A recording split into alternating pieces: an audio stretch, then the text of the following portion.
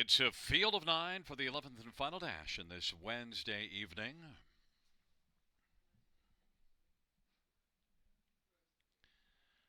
And the field for the 11th race is nearing the start. And they're off, and Turiel and Always a Rose getting out well. Friends to the end, and Dex the Land. They charge on around that first turn.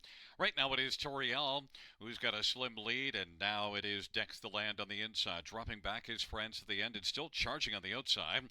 Always a Rose. Always a Rose is able to come on now and is trying to clear to the lead over Dex the Land. Toriel is racing position third. Friends to the end is fourth and racing on the outside. Robin the ATM is fifth and continues to drive. And on the inside, Fluentosity.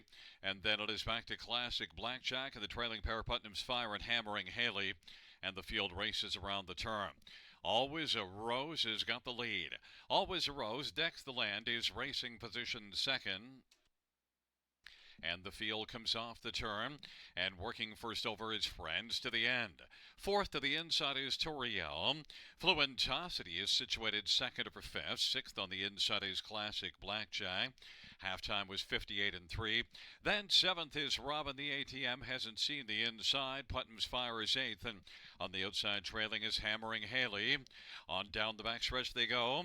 Always a Rose is in full bloom right now. Leads by about 3. Dex the Land is second. Toriel third. Friends to the end is fourth, and 3 wide racing action now. Coming from Fluentosity is about 6 off the lead of a Sharp Always a Rose. 6 to the inside, Classic Blackjack. Then Robin the ATM and Hammering Haley and Putnam's Fire, but Always a Rose leads by 2 1/4, 3/4, 127-2. Dex the Land is coming after Always a Rose. Always a Rose and Dex the Land and Toriel as they turn for home. On down the stretch drive they come.